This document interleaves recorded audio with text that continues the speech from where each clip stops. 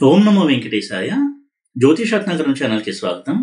ఈ వీడియోలో ఒక జాతకంలో పితృదోషం ఉంది అని గుర్తించడం ఎలాగా, పితృదోషం వలన కలిగేటువంటి సమస్యలేంటి, అలాగే పితృదోషాన్ని సూచించేటువంటి సమస్యలేంటి, ఒక జాతకంలో పితృదోషం ఉంటే ఎటువంటి సమస్యలని అనుభవిస్తూ ఉంటారు, ఆ సమస్యల ద్వారా పితృదోషం ఉందా లేదా అని మనకి ఇండికేషన్ ఎలా వస్తుంది, అలాగే ముఖ్యంగా ఈ పితృదోషాన్ని సూచించే కాంబినేషన్స్ ఏంటి, ఈ పితృదోష నివారణ ఏ విధంగా చేసుకోవాలి, ఈ విషయాలు డిస్కస్ చేద్దాము. పితృదోషానికి సంబంధించి ఇంతకుముందు కూడా నేను ఒక వీడియో చేయడం జరిగింది. అయితే మరికొన్ని కాంబినేషన్స్ కొన్ని ఎక్స్ప్లెయిన్ చేసేటువంటి ఉద్దేశంతో ఈ వీడియోలో కూడా కొన్ని ప్లానటరీ కాంబినేషన్స్ ఎక్స్ప్లెయిన్ చేసి పితృదోషానికి సంబంధించి ఏ విధమైన కాంబినేషన్స్ ఉంటే మనము పితృదోషం ఉంది అని గుర్తించి దానికి తగినటువంటి నివారణ చర్యలు తీసుకోవచ్చు అనేది ఎక్స్ప్లెయిన్ చేస్తాము. అయితే పితృదోషం ఉంది అని సూచించేటువంటి కొన్ని సమస్యలు ఏంటి అని చూసినట్టయితే, ఇంట్లో ఎప్పుడూ కూడా పిల్లలు అనారోగ్యానికి గురవుతూ ఉండడము, అదేవిధంగా సంతానం కలగకుండా ఉండడము, సంతానం కలగడంలో ఎన్నో ఇబ్బందులు ఎదుర్కొంటూ ఉండడము, కలిగిన సంతానాన్ని కూడా తీవ్రమైనటువంటి అనారోగ్య సమస్యలు ఉండడము పుట్టినప్పటి నుంచి కూడా, అలాగే స్త్రీలలో రిపీటెడ్గా మిస్క్యారేజెస్ అవుతూ ఉండడము. అయితే ఎప్పుడూ కూడా స్త్రీ సంతానమే కలుగుతూ ఉండడం కూడా పితృదోషానికి ఒక ఇండికేషన్గా చెప్పడం జరిగింది.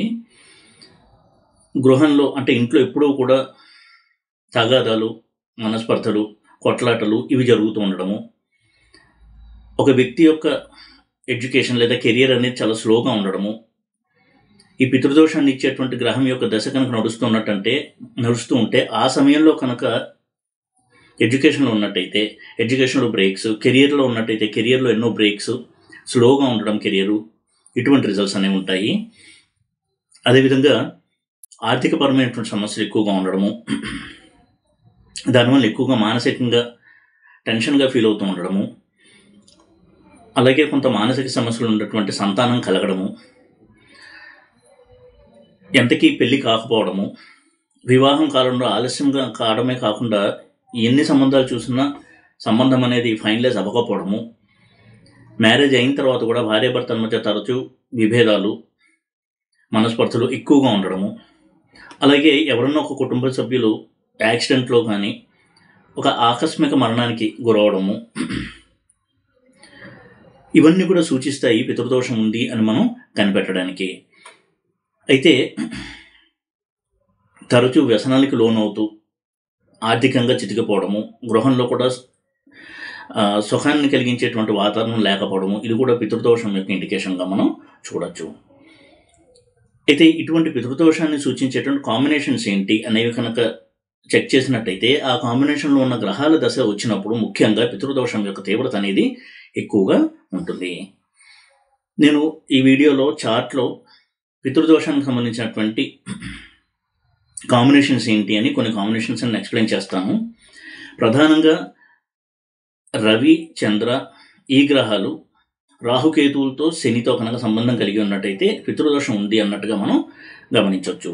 ముఖ్యంగా రవి రాహుకేతువులతో ఉండడం అనేది పితృదోషాన్ని ఇండికేట్ చేసేటువంటి కాంబినేషన్. అలాగే చంద్రుడి యొక్క యుతి రాహుకేతువులతో కూడా పితృదోషాన్ని సూచిస్తుంది. ఇటువంటి కాంబినేషన్ ఉన్నప్పుడు రవి బలహీనంగా ఉండి రాహువు కనుక స్ట్రాంగ్గా ఉన్నట్టయితే ఈ దోషం యొక్క తీవ్రత అనేది ఎక్కువగా ఉంటుంది.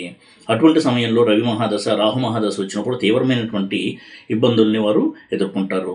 అయితే ఈ కాంబినేషన్ ఏ ఇంట్లో ఉంది, రవి యొక్క ఆధిపత్యం ఏంటి, ఇలాంటి వాటిని ఆధారం చేసుకుని ఎటువంటి సమస్యలు ఉంటాయి, ఎటువంటి రంగాల్లో లేదా ఎటువంటి కుటుంబ ఆర్థికపరమైన సమస్యలు ఉంటాయి అనేది కొంతవరకు మనం అంచనా వేయచ్చు. ఉండేటువంటి స్థానాన్ని బట్టి ఏ రకమైన సమస్య ఉంటుంది అనేది మనం చూడాల్సి ఉంటుంది. కాబట్టి ఈ వీడియోలో కొంతవరకు ఈ పితృదోషాన్ని సూచించేటువంటి కాంబినేషన్స్ నేను చార్ట్లో ఎక్స్ప్లెయిన్ చేస్తాను.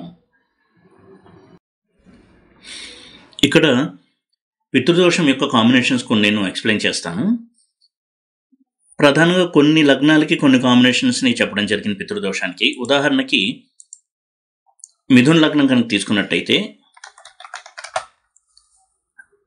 5th హౌస్లో అంటే తులారాశిలో రవి నీచలో ఉండడము, నవాంశలో ఇదే రవి మకరంలో కానీ కుంభంలో కానీ ఉండడం, అంటే శని యొక్క ఇంట్లో నవాంశలో కనుకున్నట్టయితే అది ఒక పితృదోషంగా చెప్పబడింది ఆ కాంబినేషన్.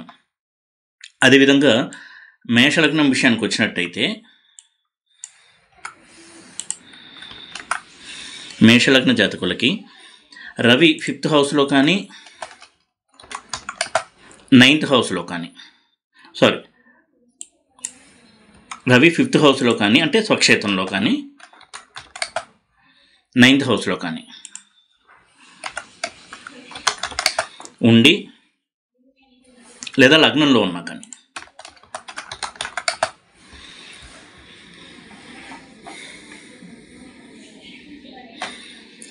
ఇటువంటి స్థితి కలిగి ఉండి పాపగ్రహాలతో కనుక రవి యుతి చెంది ఉన్నట్టయితే, ఉదాహరణకి శని, కుజ ఈ గ్రహాలు రవితో ఉండడము, లేదా పాపకర్తరిలో ఉండడం, అంటే శని,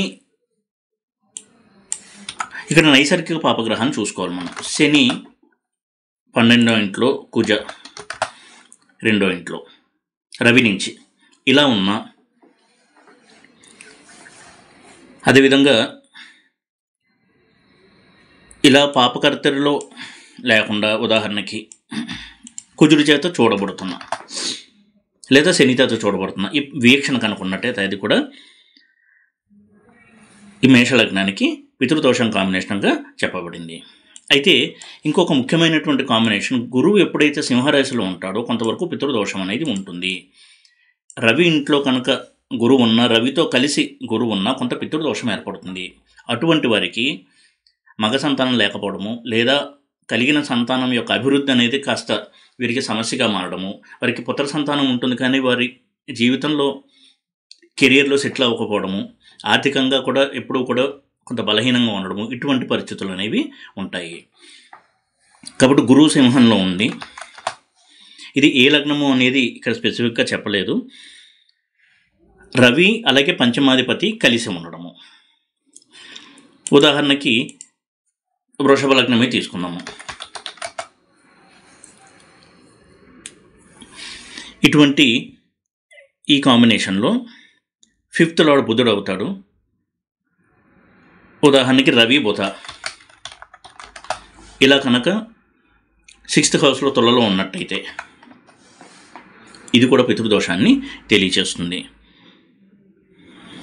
అదేవిధంగా ఇక్కడ ఈ రవి 5th లార్డ్ కలయిక ఉన్నప్పుడు లగ్నంలో పాపగ్రహాలు, అలాగే 5th హౌస్లో పాపగ్రహం ఇలా కనుక్కున్నట్టయితే ఇది ఒక ఎగ్జాంపుల్ చార్ట్. ఇది ఇలా ఉన్నట్టయితే కూడా పితృదోషాన్ని సూచిస్తుంది. ఇక్కడ చెప్పదలుచుకున్న పాయింట్ ఏంటంటే 5th లార్డ్ రవితో సంబంధం కలిగి ఉండి మరి దగ్గరగా ఉండి కంబస్ట్ అయిపోవడము, అంటే అస్తంగత్వం చెందడము, ఇటువంటి పరిస్థితి ఉన్నప్పుడు ఇది పితృదోషానికి దారితీస్తుంది. అలాగే పంచమం కూడా పాపగ్రహాల చేత వీక్షించబడడం లేదా అందులో ఉండడం పాపగ్రహాలు, దానివల్ల కూడా బలహీనపడి అది కొంత పాడవడం అనేది జరగాలి. అలా జరిగినప్పుడు కూడా పితృదోషం అనేది యాక్టివేట్ అవుతుంది. ఇంకొక సూత్రం ప్రకారము లగ్నాధిపతి పంచమంలో ఉండడము, ఇక్కడ ఉదాహరణకి మిథున లగ్నం తీసుకున్నాము. లగ్నాధిపతి బుధుడు పంచమంలో ఉండడము,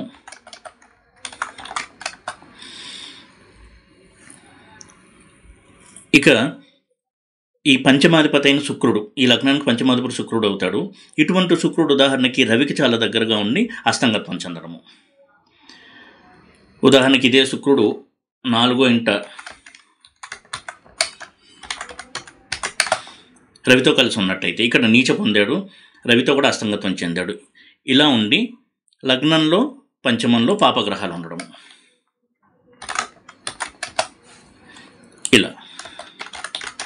ఇలా ఉన్నప్పుడు కూడా పితృదోషం అనేది ఏర్పడుతుంది.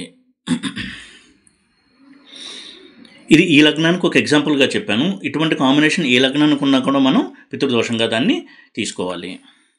అలాగే లగ్నాధిపతి రాజ్యాధిపతి యొక్క సంబంధాన్ని కూడా పితృదోషానికి దారితీస్తుంది. 10th హౌస్ కూడా పితృస్థానంగానే చూడాలి. ఉదాహరణకి లగ్నము కర్కాటకమైంది. 10th హౌస్ మేషం అవుతుంది. అంటే 10th హౌస్లో చంద్ర,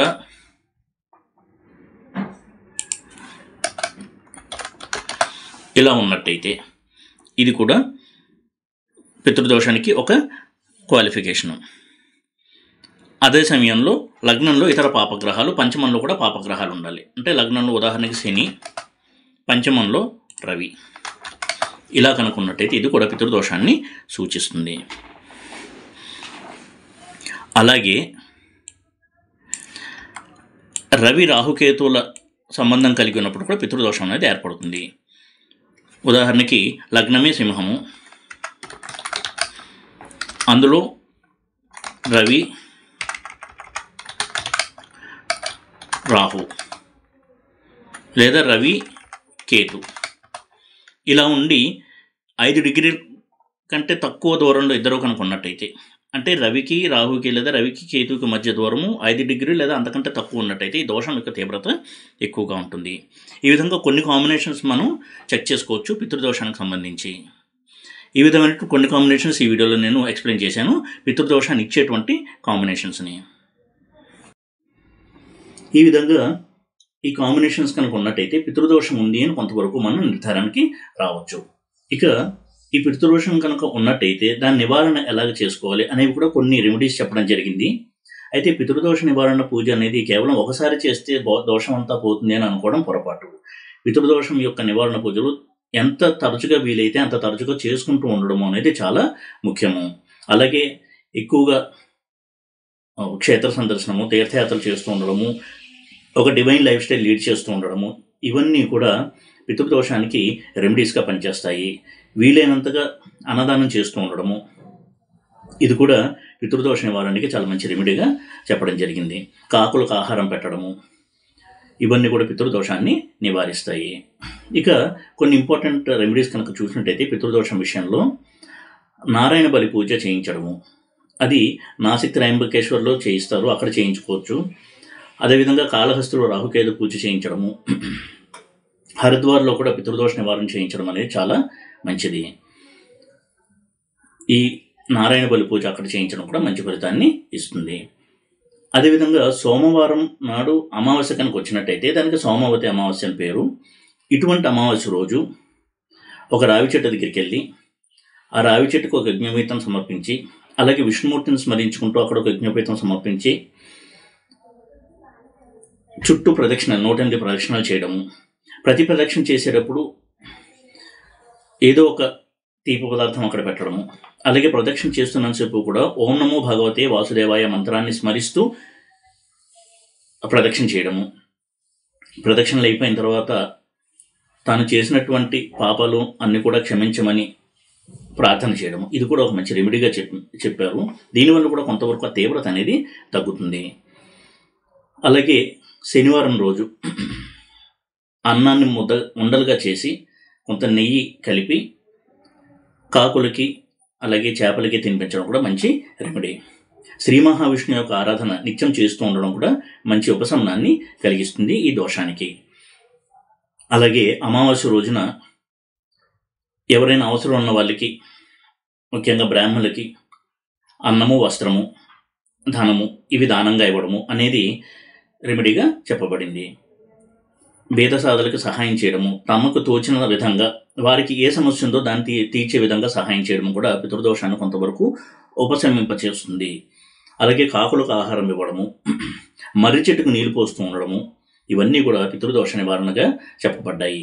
కాబట్టి పితృదోషం ఉందా లేదా అని కొంత ప్లానెటరీ కాంబినేషన్ ద్వారా గుర్తించి నివారణ చర్యలు రెగ్యులర్గా చేస్తూ ఉన్నట్టయితే చాలా మటుకు ఆ దోషం వలన కలిగేటువంటి సమస్యల తీవ్రత తగ్గడానికి అవకాశం ఎక్కువగా ఉంటుంది. ఈ వీడియో కనుక మీకు నచ్చినట్టయితే లైక్ చేసి, షేర్ చేసి, సబ్స్క్రైబ్ చేయండి. ఓం నమో వెంకటేశాయ.